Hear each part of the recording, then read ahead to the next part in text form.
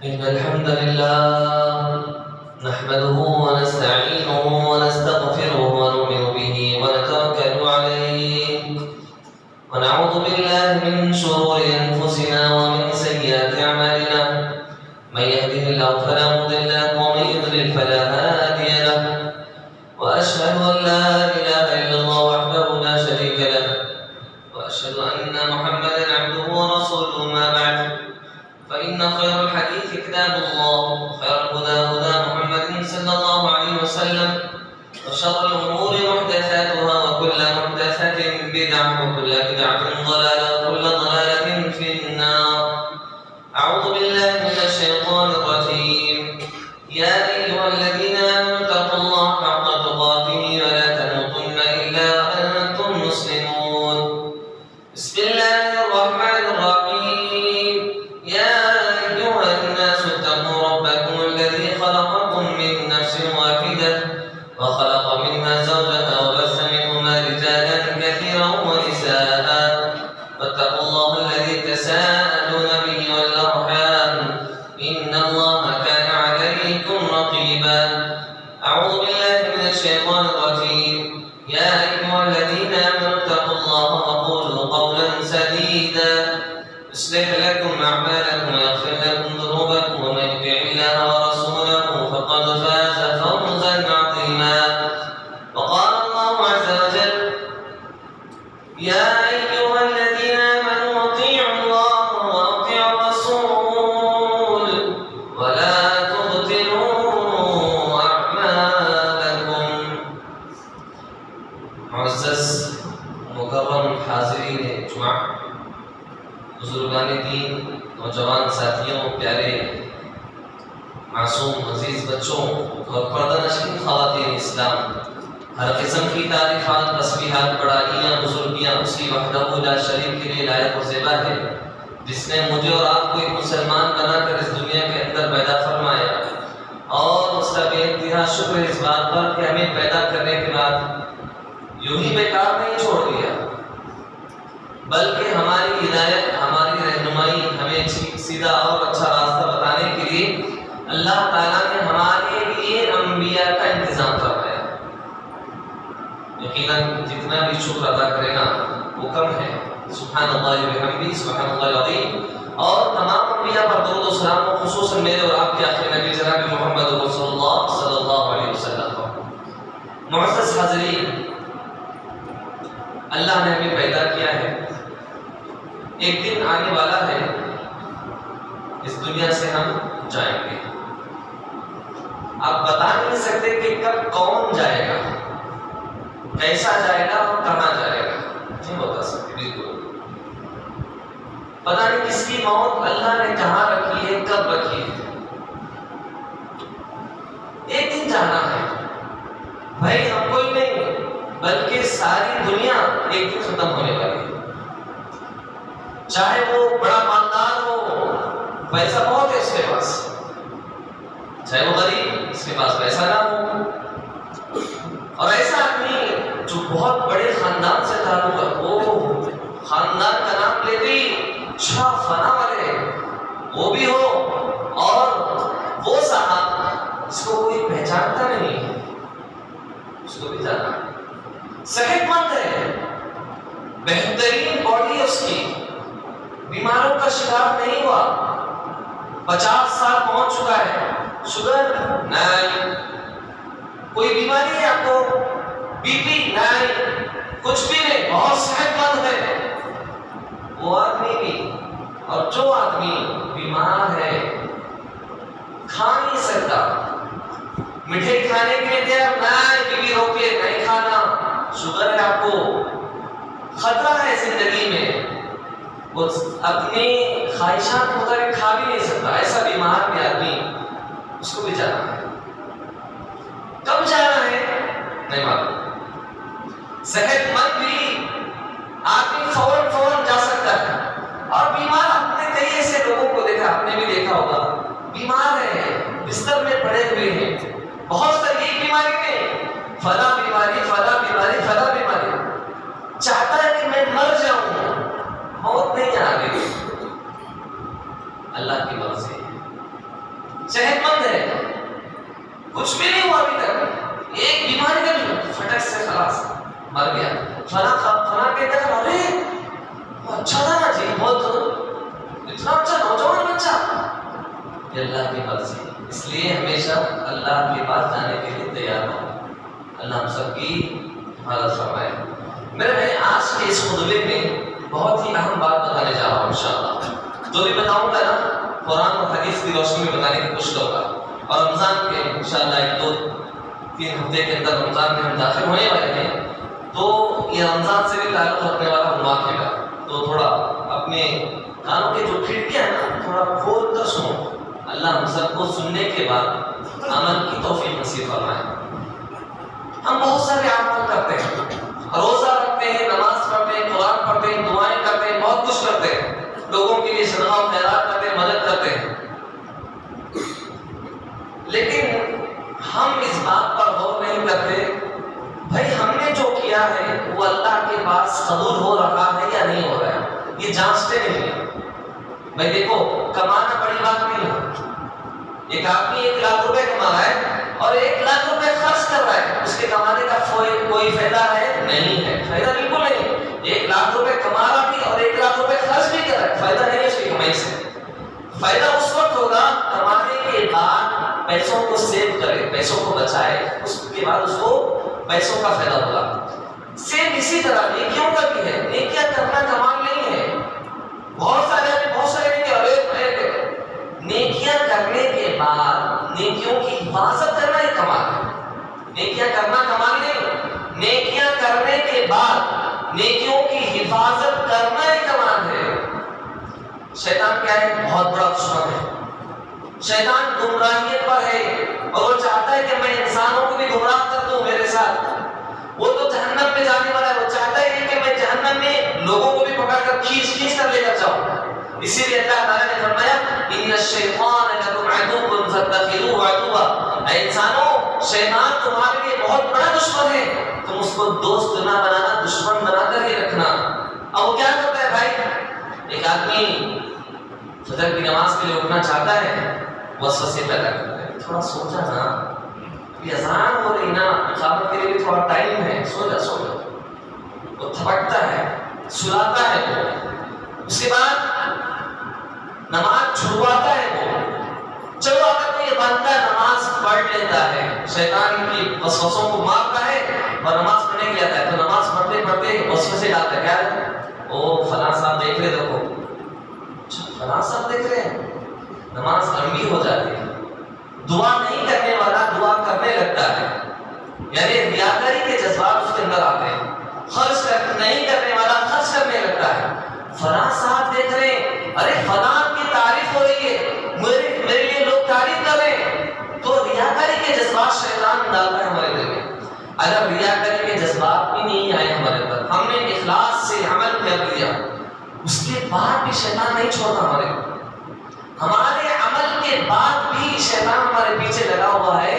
ہم سے کچھ ایسے کام کرواتا ہے جس کے ذریعے سے ہماری کی ہوئی نیکیاں ہیں نا تباہ ہو جائے، برباد ہو جائے. دیکھیے کتنا بڑا دشمن ہے. ایک تو کام ہونے سے پہلے روکتا ہے کام کو روکنے کے لیے. ایک کام کرتے وقت ہمارے دل میں وسوسے ڈالتا ہے ریاکاری کے، دکھانے کے. اور ریاکاری کے اندر جذبات ہمارے اندر نہیں ہے، اس کے بعد بھی شیطان ہمیں چھوڑتا نہیں ہے. ہم سے کچھ ایسے کرواتا ہے کام جس کے ذریعے سے ہمارے کی ہوئی نیکیاں برباد ہو جاتی ہیں، ختم ہو جاتی ہیں. اب وہ کون سے گناہ ہیں بھائی جس کے نیکیاں ہونے کے بعد اگر وہ کر لیتا ہے اس کے گناہ ختم ہو جاتے ہیں؟ وہ دیکھنا نا قرآن حدیث میں اس کا بیان کیا ہے. چلیے ہم ایک کے بعد دیگر دیکھیے. اللہ تعالیٰ فرمان ہے اطیعوا اللہ واطیعوا الرسول ولا تبطلوا اعمالکم. سورہ محمد کی آیت ہے. اللہ کی اطاعت کرو، رسول کی اطاعت کرو، اپنے عمل کو برباد نہ کرو. یہاں پہ ابو قتادہ بہت بڑے عالم ہیں، کہتے ہیں کہ انسان کو چاہیے کہ اپنے نیکیوں کی حفاظت کرے، اپنے نیکیوں کو خراب ہونے نہ دے گناہ کے ذریعے سے. اللہ نے فرمایا ان الحسنات یذہبن السیئات، یقیناً نیکیاں گناہ کو مٹاتی ہیں. بھائی ہم نیکیاں کرتے ہیں نا ہمارے گناہ مٹ جاتے ہیں. اللہ کا ایک فارمولا ہے. کیا؟ نہیں، اللہ کا ایک فارمولا یہ بھی ہے ان السیئات یذہبن الحسنات، اللہ اکبر، ہمارے کچھ گناہ، ہمارے کچھ غلطیاں ایسی ہیں جو ہمارے نیکیوں کو بھی ختم کر دیتی ہیں۔ اب چلیے ہم دیکھتے ہیں ایک کے بعد کون سے وہ گناہ ہیں جس کو انجام دینے سے ہماری نیکیوں پر اثر پڑتا ہے۔ کیا ہے؟ پہلی چیز شرک۔ ہم سب جانتے ہیں کہ شرک غیروں کے لیے سجدہ نہیں کرنا چاہیے، اللہ کو چھوڑ کر کسی اور سے عبادت نہیں کرنا چاہیے۔ شرک اتنا بھیانک گناہ ہے، اتنا عظیم، اتنا سنگین گناہ ہے، آدمی کی نماز، آدمی کا روزہ، زکوٰۃ، خیر خواہی، اخلاق، لوگوں پر خرچ کرنا، لوگوں کے ساتھ اچھی گفتگو کرنا، جو بھی نیکیاں، بڑے سے بڑے نیکیاں ہو، شرک انجام دینے والے کا ایک نیکی بھی قبول نہیں ہوگی۔ اللہ اکبر۔ خالی ہم کو لائٹ لگ رہا ہے سننے میں اور بولنے میں، تھوڑا شاید ایسا لگ رہا ہے اچھا ایسا کیا؟ ایسا نہیں بھائی، ایسا کیا ہے کہ اگر بندہ شرک کر لیتا ہے تو ایک نیکی بھی اس کی قبول نہیں ہوگی۔ نماز پڑھ رہے آپ روزہ رکھ رہے، زکوٰۃ کر رہے، آپ خیر خواہی کر رہے، بہت کچھ بڑے بڑے کام کر رہا ہے بندہ، لیکن شرک اگر اس میں مداخلت ہو گئی، ملاوٹ ہو گئی، تو ایک عمل بھی آپ کا قبول نہیں ہوگا۔ چھوٹا سا چھوٹا بھی، بڑا عمل قبول نہیں ہوگا، تو چھوٹا کیا ہوگا؟ اب دلیل دیکھتے ہیں، اللہ نے فرمایا وَلَقَدْ أُوحِيَ إِلَيْكَ وَإِلَى الَّذِينَ مِن قَبْلِكَ لَئِنْ أَشْرَكْتَ لَيَحْبَطَنَّ عَمَلُكَ وَلَتَكُونَنَّ مِنَ الْخَاسِرِينَ۔ اے نبی صلی اللہ علیہ وسلم، ہم نے آپ کی طرف وحی کی ہے، ارے آپ کی طرف ہی نہیں بلکہ جتنے انبیاء گزر چکے ہیں سارے انبیاء کی طرف ہم نے وحی کی ہے۔ کیا وحی کی ہے؟ اے نبی صلی اللہ علیہ وسلم، اگر تو اللہ کی ذات میں کسی کو شریک ٹھہرائے گا، تیرے عمل بھی برباد ہو جائیں گے، تیرے عمل بھی ختم ہو جائیں گے۔ تو دیکھو معلوم ہوا اگر اللہ کے نبی صلی اللہ علیہ وسلم سے بھی شرک ہوتا تو سارے عمل اللہ کے رسول بھی برباد ہو جاتے۔ اب اس آیت کی تفسیر میں مفسرین کہتے ہیں نبی صلی اللہ علیہ وسلم سے شرک نہیں ہو سکتا تھا۔ کیوں؟ اللہ نے پیغام دیا، اللہ نے یہ پیغام نبی کو بتلاتے ہوئے امت کو پیغام دیتا ہے، جب نبی کے گناہ کو چھوڑا نہیں، نبی کے نیکیوں کو چھوڑا نہیں جائے گا تو میں کون ہوں، آپ کون ہیں جی؟ میری اور آپ کا وقار کیا ہے، میری اور آپ کی حیثیت کیا ہے، میری اور آپ کی کیا چیز ہے نبی صلی اللہ علیہ وسلم کے بارے میں؟ جب نبی کو یہ پیغام دیا گیا، نبی تو بھی اللہ کی ذات میں اگر کسی کو شریک ٹھہراتا ہے تو تیرے بھی سارے کے سارے عمل برباد ہو جاتے ہیں، اور اتنا ہی نہیں تو بھی خسارہ اٹھانے والوں میں سے ہو جائے گا۔ اللہ اکبر۔ یہ نبی کو پیغام ہے تو میرے اور آپ کی کچھ وقار نہیں ہے، میرا اور آپ کی کچھ حیثیت نہیں ہے۔ اس لیے میرے بھائی پیغام یہ ہے پہلی بات کہ اگر کوئی بندہ اچھے کام کرتے ہوئے، نیکیوں کو انجام دیتے ہوئے اللہ کی ذات میں اگر کسی کو شریک ٹھہراتا ہے تو یقین مانیے گا اس کی ایک نیکی بھی، چاہے وہ حج کر لے، نماز پڑھ لے، روزہ رکھ لے یا بڑی بڑی نیکیاں کر لے، ایک نیکی بھی اس قبول نہیں ہوگی۔ اللہ ہم سب کی حفاظت فرمائے، اللہ ہم سب کو شرک سے اللہ بچا کر رکھے، آمین۔ اب دوسرا گناہ جس کی وجہ سے انسان کے تمام اعمال ختم ہو جاتے ہیں، وہ ہے میرے بھائی اگر شریعت کے احکام میں سے کسی ایک حکم کو بھی اس نے ناپسند کیا، اس نے اپنے اندر کراہت محسوس کی۔ اب دیکھیے مثال کے ذریعے سے آپ کے سامنے میں بات کو وضاحت کرنے کی کوشش کروں گا۔ داڑھی چھوڑنا کیا ہے؟ سنت ہے، داڑھی چھوڑنا سنت ہے۔ اب کہتے ہیں صاحب مجھے نہیں ہوتا، میں نہیں مانتا اس چیز کو، یہ کون سی ناانصافی ہے؟ عورتوں کو داڑھی نہیں آتی اور ہم کو داڑھی ہے کہ ہم رکھیں اس کو؟ مجھے پسند نہیں ہے یہ۔ میں نماز پڑھ لوں گا، روزہ رکھ لوں گا، زکات کر لوں گا، صدقہ و خیرات کروں گا، لوگوں کے ساتھ حسن سلوک کا معاملہ کروں گا، لیکن داڑھی کا جو مسئلہ ہے مجھے سمجھ میں نہیں آ رہا ہے، میں اس چیز کو پسند نہیں کرتا، میں عمل بھی نہیں کروں گا اس پہ۔ نماز پڑھو، ہاں نماز پڑھنا چاہیے، ہاں ہر کام کرنا چاہیے، داڑھی کا مجھے سیٹسفیکشن نہیں ہے، مطمئن نہیں ہوں اس سے۔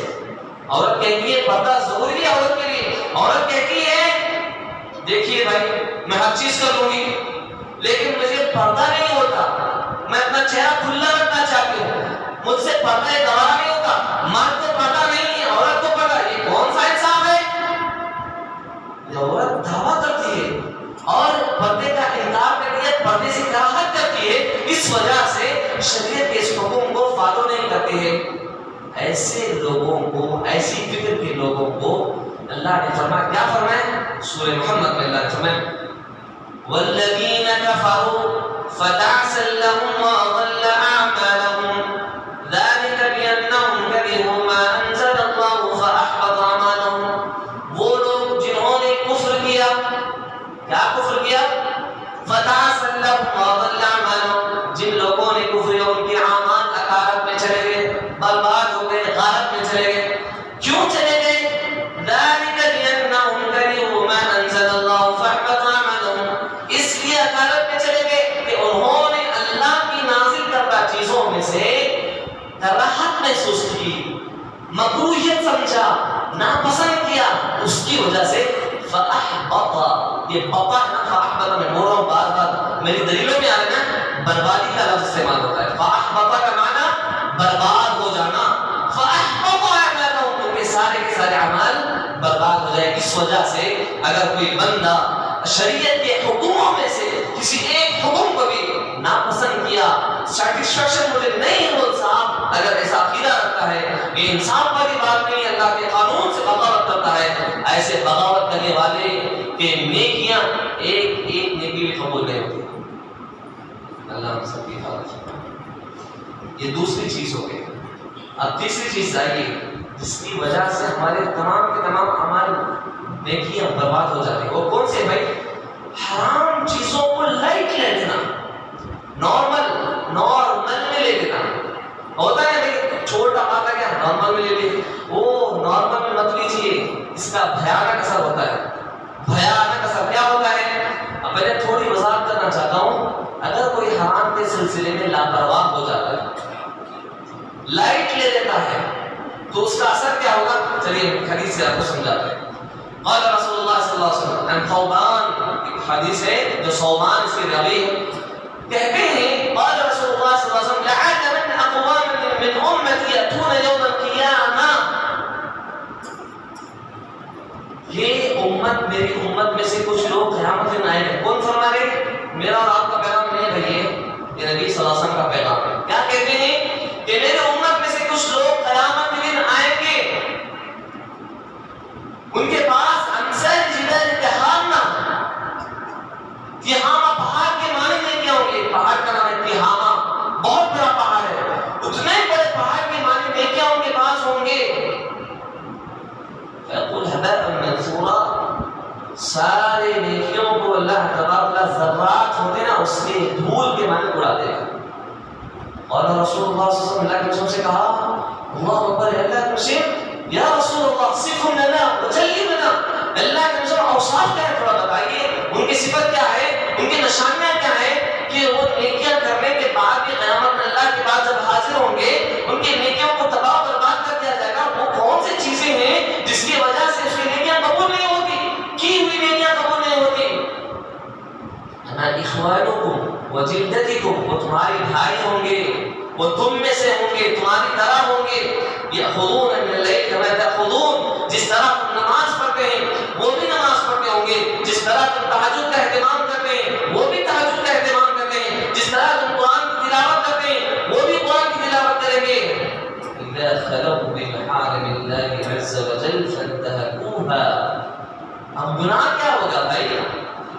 اب سوال پیدا ہوتا ہے کہ کون سے گناہ ہیں جس کی وجہ سے اللہ تبارک و تعالیٰ دنیا میں نہیں بلکہ قیامت کے دن جب اس نیکیاں لے کر آئے گا تو سارے نیکیوں کو ختم کر دیا جائے گا. کیا ہے مسئلہ؟ یہ ہے نیکیاں کر رہا ہے، بہت اچھے کام کر رہا ہے، اس کے باوجود بھی نیکیاں کیوں برباد ہوتی ہیں؟ اذا خلوا بمحارم اللہ، جب اکیلے میں ہوتا ہے نا، اکیلا ہوتا ہے تو فوراً گناہوں کا مرتکب بن جاتا ہے. کوئی نہیں دیکھ رہا ہے، کمرے میں اکیلا ہوں، کھڑکیاں بند ہے، دروازہ بند ہے، لاک کر لیا، پتہ نہیں موبائل میں کیا کیا دیکھ رہا ہے، موبائل میں کیا کیا سن رہا ہے، موبائل میں کس سے باتیں کر رہا ہے، کیا کیا چیٹنگ کر رہا ہے، کیا کر رہی ہے، جو بھی کر رہا ہے ڈر نہیں ہے. ہاں جب معاشرے میں آ گیا، ہاں صاحب ہاں نماز پڑھ رہا ہے، روزہ رکھ رہا ہے، لوگوں کے سامنے اچھا بن رہا ہے، شریف، وہ بہت اچھے انسان ہے. جب اکیلے میں جاتا ہے تو گناہ کرتا ہے، ڈرتا نہیں ہے، اللہ کا ڈر دل میں نہیں ہے اس کے.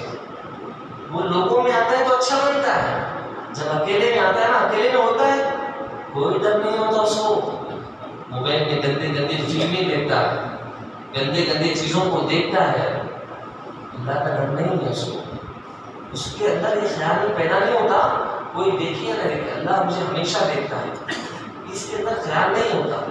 ایسے لوگوں کی نیکیاں قبول نہیں ہوگی جب وہ لوگ اللہ کے پاس حاضر ہوں گے نیکیاں لے کر، لیکن اللہ تبارک تعالیٰ قیامت کے دن کی نیکیوں کو کیا اڑا دے گا؟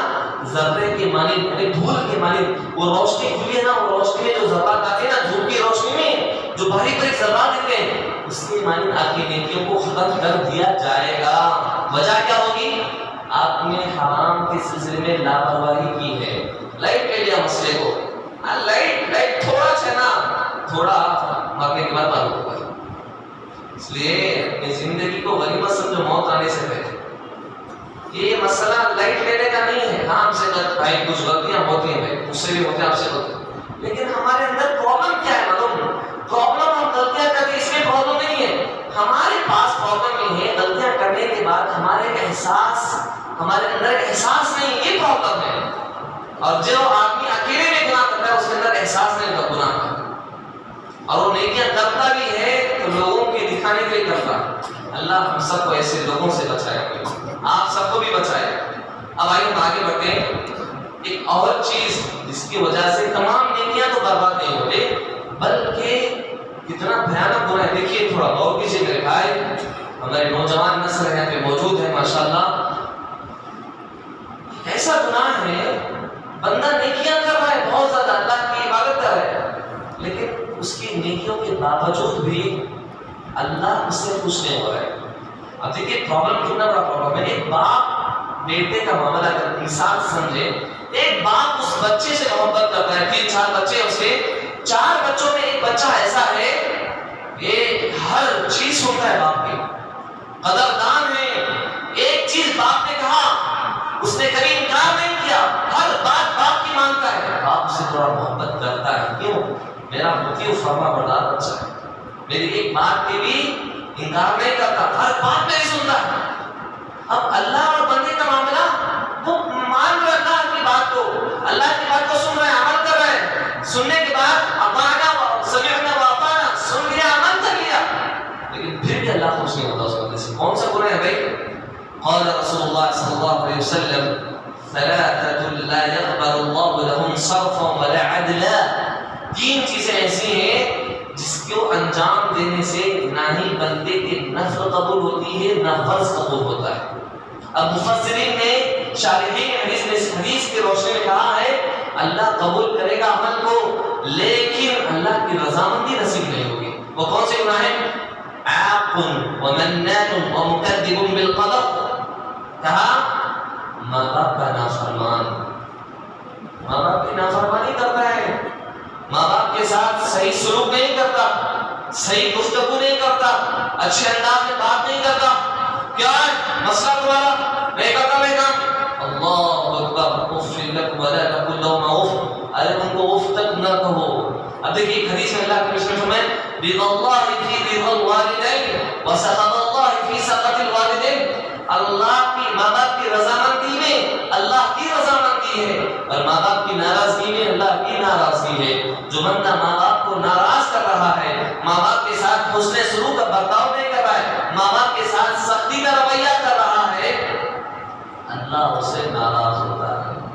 اس کی نیکیاں ہونے کے باوجود بھی، اس کے عمل کے باوجود بھی اللہ کے وہ قریب نہیں ہو سکتا۔ کہا اللہ نے واسجد واقترب، اے بندے سجدہ کر میرے قریب ہوتے جا، لیکن معاملہ یہاں پہ ایسا ہے ماں باپ کا نافرمان کرنے والا سجدہ کرنے کے بعد بھی اللہ کے قریب نہیں ہو سکتا۔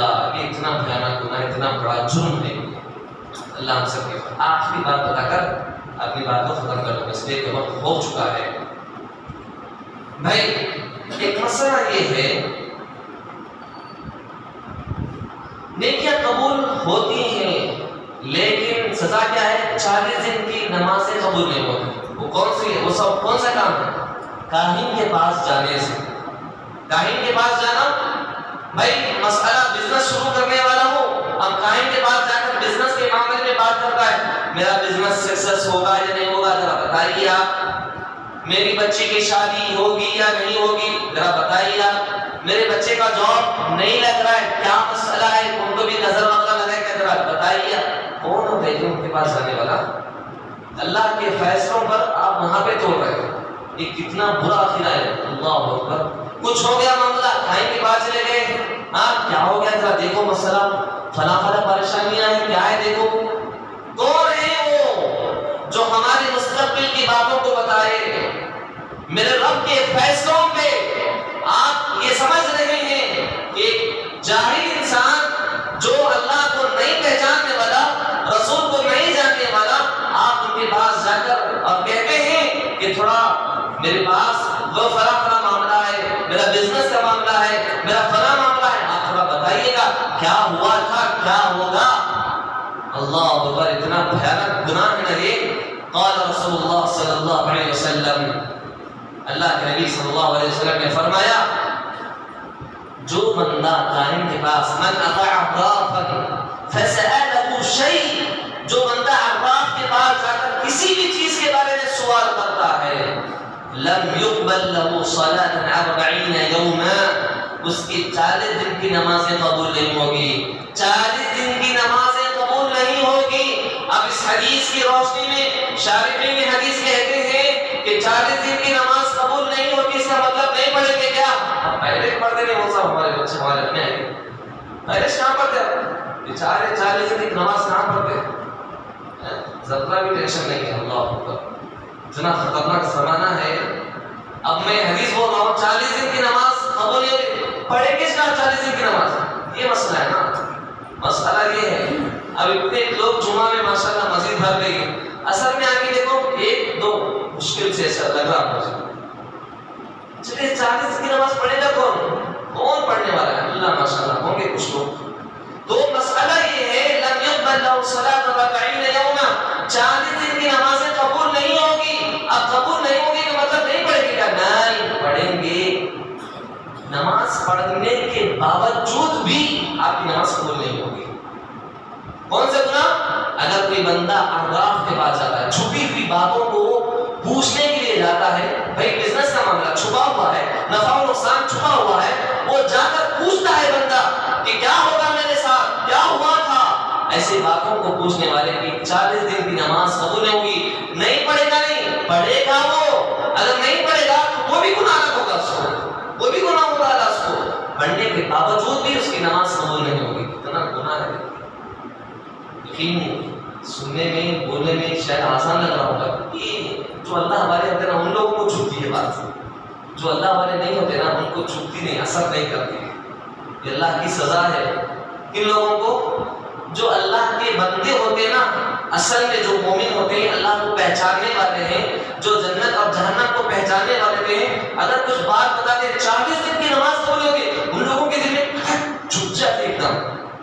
اور جو اللہ والے ہوتے ہیں مسئلے پڑھتے نہیں تو کہاں سے قبول؟ وہ لوگ پڑھتے نہیں، 40 دن سے فرق کیا، 40 سال کے بھی فرق نہیں پڑتا ان لوگوں کو۔ ایسا مسئلہ ہے میری امت کا، ہمارے لوگوں کا، فتنے میں ایک دم گرے ہوئے ہیں، فتنے میں پھنسے ہوئے ہیں، ایسے فتنے کا شکار ہو گئے ہیں، نہ نماز سے مطلب ہے، نہ شریعت کے کسی حکم سے مطلب ہے، کسی سے مطلب نہیں ہے، اپنی زندگی عیش میں، عشرت میں، مست موج مستی میں گزار رہے ہیں، کوئی مطلب نہیں شریعت کا، ہم کو کوئی ڈر نہیں، اللہ کا مرنا ہے مرے گے، دیکھا جائے گا مرنے کے بعد۔ او اللہ اکبر، ایسی فیلنگز میں ہمارے اندر ہے، مرنے کے بعد دیکھا جائے گا، اچھا مر کے دیکھو معلوم ہوگا، اس کے بعد بولیں گے اللہ تھوڑا بھیجنا پھر سے دنیا میں، بھیج اللہ کامیاب ہوگا، اللہ تجھے راضی کروں گا، اللہ نہیں بھیجا جائے گا۔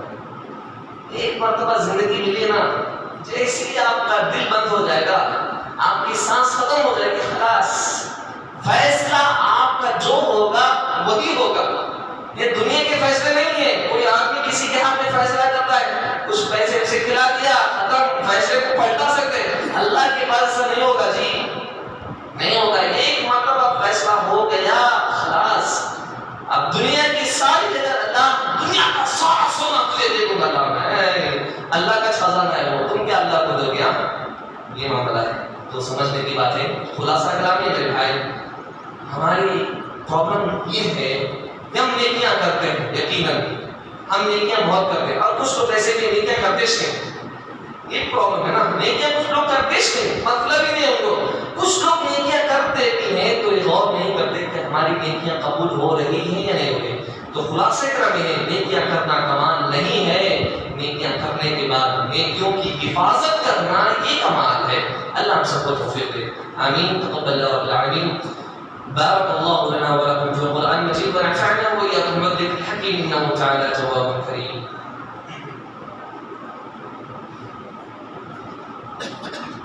إن الحمد لله نحمده ونستعينه ونستغفره ونؤمن به ونتوكل عليه ونعوذ بالله من شرور أنفسنا ومن سيئات أعمالنا. من يهده الله فلا مضل له ومن يضلل فلا هادي له وأشهد أن لا إله إلا الله وحده لا شريك له وأشهد أن محمدا عبده ورسوله. أما بعد، أعوذ بالله من الشيطان الرجيم. إن الله وملائكته يصلون على النبي يا أيها الذين آمنوا صلوا عليه وسلموا تسليما. اللهم صل على محمد وعلى آل محمد كما صليت على إبراهيم وعلى آل إبراهيم إنك حميد مجيد. اللهم بارك على محمد وعلى آل محمد كما باركت على إبراهيم وعلى آل إبراهيم إنك حميد مجيد. میرے بھائی، رمضان بالکل قریب ہے. اللہ سے دعا کیجیے صحابہ کرام کی اس رمضان سے پہلے 6 مہینے پہلے صحابہ کرام دعائیں کرتے تھے، اللہ کو رمضان نصیب فرما، رمضان نصیب فرما، رمضان نصیب فرما. ہمارے اندر بھی فکر ہونی چاہیے اور جم کر تیار ہو جائیے عبادت کرنے کے لیے، اللہ تعالیٰ کو راضی کرنے کے لیے. اتنا بڑا مہینہ، اتنا اہم مہینہ ہے جو ہم کو اللہ نصیب کرنے والا ہے. انشاءاللہ اللہ ہم سب کو نصیب کرے. تو اس مہینے کو جو غنیمت سمجھا وہ اصل ہے کامیاب انسان. جو غنیمت نہیں سمجھا، لائٹ لے لیا، وہ سب سے بیکار انسان ہے، بدترین انسان ہے. اللہ ہم سب کو توفیق دے. ان اللہ یامر بالعدل والاحسان وایتاء ذی القربى وینهی عن الفحشاء والمنکر والبغی یعظکم لعلکم تذکرون. اذکروا اللہ یذکرکم وادعوه یستجب لکم ولذکر اللہ اکبر واللہ یعلم ما تصنعون.